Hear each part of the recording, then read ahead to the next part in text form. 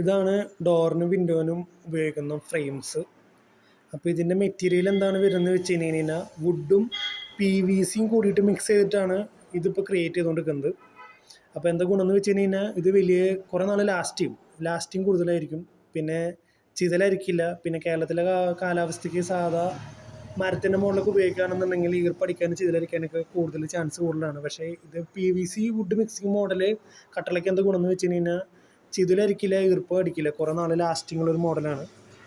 പിന്നെ ഇതിൻ്റെ size category വരുന്നത് 4x2.5, 5x2.5, 3x2.5 അങ്ങനെ 3 സൈസ് കാറ്റഗറിയാണ് ഈ കട്ടളയ്ക്ക് വരുന്നത്, ഫ്രെയിംസിന് വരുന്നത്. അപ്പോൾ 4x2.5 കോമൺലി എല്ലാവരും കൊണ്ടുപോവുക.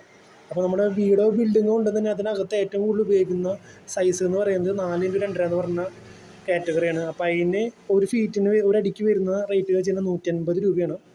പിന്നെ 5x2.5 എന്ന് പറഞ്ഞൊരു കാറ്റഗറി ഉണ്ട്. ഈ 5x2.5 എന്ന് പറയുന്ന സൈസ് കാറ്റഗറി കൂടുതൽ നമ്മൾ ഉപയോഗിക്കുന്ന വീടിൻ്റെ ഫ്രണ്ട് ഭാഗത്ത് ഉപയോഗിക്കുന്ന കട്ടളയാണ് ഈ 5x2.5 എന്നുള്ള രീതിയിൽ നമ്മൾ കൂടുതൽ ഉപയോഗിക്കുന്നത്. അപ്പോൾ അതിൻ്റെ ഒരടിക്ക് റേറ്റ് വരുന്നത് 240 രൂപയാണ്. പിന്നെ ഉള്ളത് 3x2.5 എന്ന് പറഞ്ഞിട്ടുള്ള ഒരു സൈസ് കാറ്റഗറിയാണ്. അത് 130 രൂപയാണ് വരുന്നത്.